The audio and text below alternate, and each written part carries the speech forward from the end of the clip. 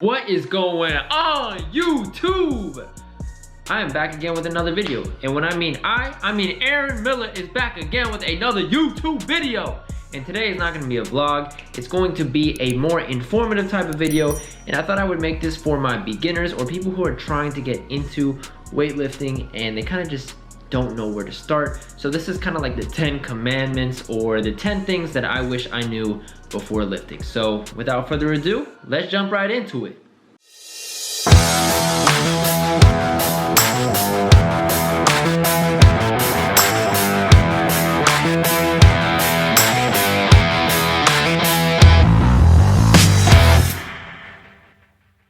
So for tip number 1, I would say that this is something very, very important.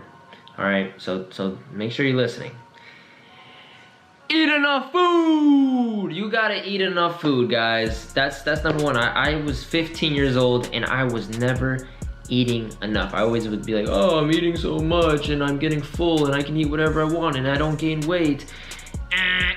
You're wrong. Trust me, you're not eating enough. And the only way that you're truly going to understand how much you're truly eating, truly, okay, is by tracking your food intake. So I suggest downloading a free app like MyFitnessPal, and that's going to help you get a grip on exactly what are you eating, how much you should be eating, what ballpark, and then you can manipulate your calories from there. But eating enough food is so important for not only your performance in the gym, but your recovery. That's how you're going to literally build muscle and shed fat. So make sure that you are eating enough food. Okay, tip number 2. Numero dos. Get more sleep. Get more sleep. Get more sleep. Hey, are you getting enough sleep? If you're thinking, I don't know, am I getting enough sleep? You're probably not, okay? If you're not sleeping at minimum 7 hours, you're not getting enough sleep. Shoot for 8. Minimum get 7 and you will be good, okay? If you start to train very hard, you're eating right and you're not getting enough sleep, guess what happens? Your cortisol, which is your stress hormone, is going to be elevated in your bloodstream. It's going to be very difficult for your body to produce testosterone and to build muscle because when cortisol is there, it wants to release estrogen, okay? Estrogen and muscle building, they don't work well together, okay? We need testosterone to be optimal naturally within our bloodstream, and how we do that is by getting enough sleep. So you want to build muscle, shoot for that 7 to 8 hours. I promise you, even if you want to lose fat, it makes it so difficult for your body to make any changes when you are running on lower sleep. So get enough sleep, your hormones will do its thing, and you will be golden, okay? Okay, tip numero 3. I don't know why I'm doing this in Spanish, but I just feel like that's the vibe right now. Okay, number 3. This is something that I really wish that I did back in the day. And this is prioritizing your warm-up, okay? When you're in the gym, whatever workout you're about to hit, I know I've been in the gym and I'm in a rush, or I just feel like I can just get started because I'm young, I'm active, I'm athletic, I'm gonna be fine. You really need to prioritize your warm-up because you are increasing your risk of increasing your risk of injury by like 10-fold, okay? You are not too cool to warm up. You are not too good to warm up. I promise you, what you need is to increase your heart rate, 1, 2, increase the circulation to your joints and to your muscles so that you have that lubrication, so that when you're going to perform any sort of movement, especially if you're going heavy, if you're even thinking about going heavy and you haven't warmed up, you got your goddamn mind, okay? I'm gonna slap you right now if that's what you're thinking. But this is why you're watching this video, so you know exactly what you need to do. You need to warm up. You're gonna do a bench press, for example. You go and get yourself a cable with one of those arms, one of the single-handed arms, right? You pull back, lightweight, you're doing internal and external rotation. What this is doing is warming up your rotator cuff. So many people have rotator cuff injuries because they don't know how to warm up their freaking rotator cuff. And they go into bench press, they don't even warm up with the weights, and they do 225 for reps, and they wind up getting hurt. Another way of warming up. If you're thinking about doing 225 as your top set, you need to get there incrementally. So start with the bar, then go to 135, then go to 155, then 185, whatever. But don't Don't ever think that you need to jump into your workout at your top set or skip a warm-up. I promise you, you're gonna feel much better throughout your workout, and you're going to reduce your risk of injury by so much. So prioritize your warm-up. Okay, number 4. What we have here? A king? Is that what he is? That's a king right there, because this is what I want you to remember. This tip right here is king. Form is absolutely everything. Form is king, guys. You cannot run before you learn how to walk, okay? You can't lift 315 before you lift 45 pounds and properly activate your muscles. Go through the range of motion where you're not feeling discomfort, where you know that you are executing this proficiently, optimally, and not having any sort of issue with possible creation of muscular imbalances or an injury, okay? And that's number 1, because you're not gonna be able to progress with anything unless you get that form right first. And the number 1 mistake that I've made, that every newbie makes, is that they are ego lifting. They are ego lifting, and they are literally lifting before they know how to freaking lift. They don't know what they're doing, okay? And then you wind up getting hurt. That's the same thing that happened to me. Same thing that happened to me, and I had a hernia, and that's a whole other video. That's a whole other story. Whole other story. We're not getting into that. But that's because I didn't listen to this guy right here. I was like, I don't give a damn about form. I'm fine, I'm young, I'm gonna be okay. I think I get it, but I didn't really. And so I kept progressing with that okay form, and I hurt myself, and I had to get surgery. Had to lose all my gains, and I had to learn how to do it correctly and gain it all back again. So don't be like that. Learn. Form is king. If you don't know what you're doing, YouTube it. If you still don't understand, please reach out to a personal trainer, either online or in person. Learn that. I promise it's gonna help. What tip are we on right now? We're on tip number 5. Numero 5, okay? Tip number 5, progressive overload. A lot of you guys are like, what the hell is that? I didn't know what progressive overload was when I was 15 and I started my journey. And this is literally how your progress is derived from this principle of training called progressive overload. It's basically increasing the stimulus over time of your training so that your body can adapt to it. Because whatever stimulus that you give it, your body will then adapt to it. So you must constantly tweak these certain variables in order to increase the stimulus in order for you to continue building muscle and losing fat. Because if you go into the gym and you wind up doing the same workout every single time, lifting the exact same weight in the exact same rep scheme, your body is going to adapt to that, and then it's going to not have a reason to change. That's really what this whole progressive overload thing is. It's about giving your body a reason to change, because why would it change if it can handle that weight every single day that you wind up hitting that muscle group?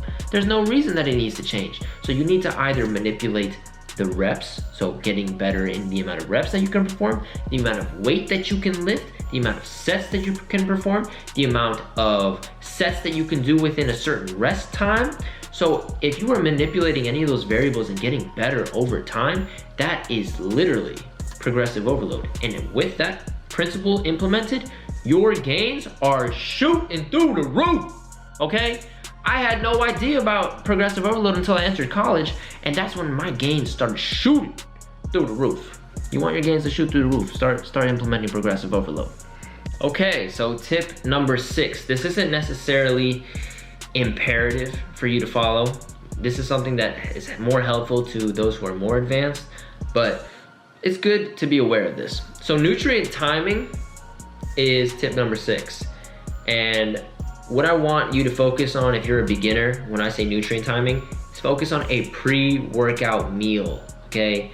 Especially when you're gonna go and hit the weights, because your body is going to utilize glucose over anything else when you're lifting weights. So you want to focus on something that is carbohydrate dense and with some protein and not so much on the fats. The higher the fats, the more it's gonna sit in your stomach, and you're gonna feel that through your workouts, and you're gonna feel a little sluggish. You don't want that. So Everybody loves oatmeal, everybody loves white rice. You could have literally anything, a simple carbohydrate, so like a granola bar, a Cliff bar, a Nutri-Grain bar.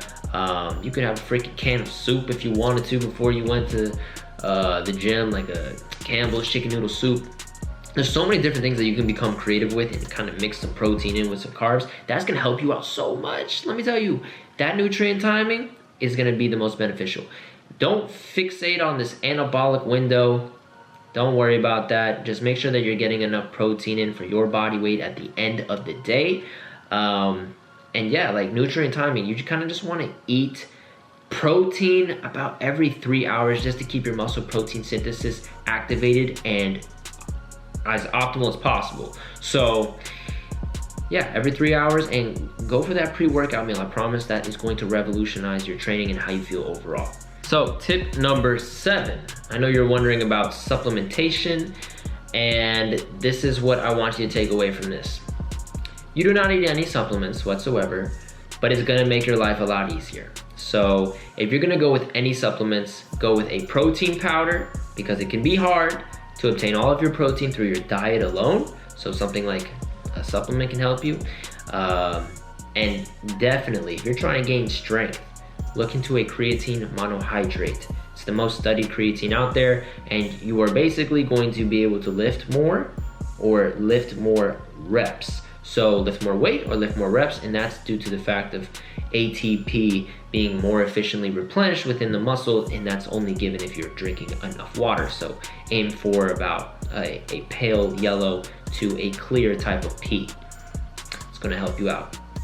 But yeah, supplementation is not absolutely 100% mandatory. It's optional. It can help you, but it's not gonna make or break you. So tip number 8, this seems pretty obvious, and this should have been ranked higher on the list if we were going by ranking, but have a freaking plan. Have a routine when you step into the gym. I didn't have a routine for so long, and I basically was doing myself a disservice for 3 years. And then eventually I was like, wow, I've plateaued. I'm not really seeing any strength or any size really go up from that 3 years that I was lifting. And I looked into getting another routine, and thank God I found Steve Cook, because Steve Cook helped me out. Not personally, but I used to just look at his videos, his Big Man on Campus, that helped me out so much. And then I started to manipulate that and incorporate my own routine based off of what works for me.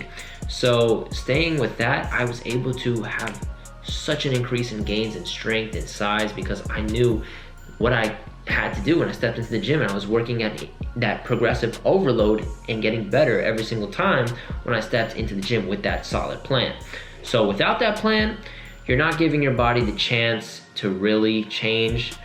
You got to be consistent with your exercises and make sure that you're doing them in a smart way. Compound movements first, accessory movements second. Yeah, that's gonna help you out a ton. All right, so tip number 9, create go-to meals for muscle building. That's pretty important. And I think that's pretty underestimated, because if you don't have go-to meals, you're going to be thinking, what should I eat after I work out, before I work out, and you're gonna wind up eating out or just eating things that are not necessarily optimal for you and your goal. So once you start to figure out what works for you, what you enjoy, what you can easily create or manipulate to make a different type of meal that's going to still deliver you those right amount of calories, those proteins, those carbs, and those fats, and not make you feel like crap, you're gonna make so many more gains, especially if it doesn't break the bank. Because when I was broke in college, all I would do was make your traditional type of bodybuilding type of meals, chicken and rice. I used to put avocado, and I used to save up for those avocados, but I used to always make oatmeal before I went to the gym, and I'd put bananas in it. Bananas are so cheap. I'd eat so much tuna. I'd have so much chicken, my gosh. So I'm having PTSD just thinking about it. But I knew how to create different types of variations of those staples that were cheap, that were great for muscle building, and really easy to make. So it's all about finding what that is for you. It could be completely something different. It doesn't have to be those traditional foods. That's just what was working for me within my budget and with my taste buds. So experiment with that, and that is going to make your life a lot easier, because if you can start making those things on the fly, or you can already plan it out, you don't have to think about where you need to go and eat food. It's going to make progressing much, much easier. Tip number 10, make sure that you get stronger first. That's the first thing that you should do. If you step into the gym and you have no strength, no muscle mass, you aren't really familiar with lifting weights, number one thing that you should be focusing on in your training is to get stronger. Because as you start to increase in your strength, you are then increasing the capacity for you to lift hypertrophy, which is a muscle building type of training. So I'm saying build your strength first, because as you're getting stronger, you'll be able to handle heavier weight at a higher rep interval.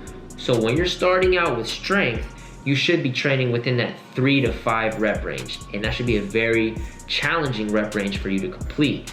And then you should slowly increase the amount of weight that you can lift week to week. If you can't, maybe every 2 weeks, maybe every 3 weeks, whatever it is, whatever pace is working for you. But you need to focus on getting the weight up first. And then you can also implement hypertrophy training. That's just going to be the most ideal plan for you to, 1, gain strength, and 2, gain muscle mass. So if you're just focusing on muscle mass, there's going to become a ceiling if you're not getting stronger. So getting stronger is going to help you with that hypertrophy, and that hypertrophy is going to help you with that strength. They have like this very nice relationship with each other. So focus on getting stronger. If you haven't done anything in the gym, I promise you that's going to help a ton. So tip number 11, because this is an honorable mention and I think it's just super important, but get enough rest. And when I mean rest days. And this is not necessarily referring to sleep. Have freaking rest days. Because if you're not having a rest day, you're putting your body at a disservice. You're not fully recovering from all of your sessions if you're truly training hard enough. And these rest days are going to help you build more muscle. You're literally, as you recover, that's how you build muscle. You're not building muscle in the gym, you're actually breaking it down. But when you go to sleep and when you're chilling, you're not putting your body under any sort of stress, that is when your body is going through the recovery process. So rest days, super, super important. You're gonna feel so much better, and you're gonna be able to attack your workouts a lot more when you implement rest days. 1 a week, 6 days, train, Sunday, take it off. Whatever day works for you. I promise you, it's going to absolutely revolutionize your training. All right, guys, so that's everything for the video. Hopefully this was helpful. I think my 15-year-old self would have at least derived something out of it. But yeah, I mean, it's not a concrete how to make all of these gains, but more of just like the commandments. And make sure you don't overlook them, because they're so important and they're going to help you out tremendously, especially if you have this information at the beginning of your journey. So make sure you stay consistent, make sure you work hard, and follow those guidelines, and I think you will be absolutely fine. So if you did enjoy the video, give your boy a thumbs up, hit your boy with a comment, and make sure you subscribe. And I'll see you guys next week. So adios, and let's cultivate that energy. Let's go.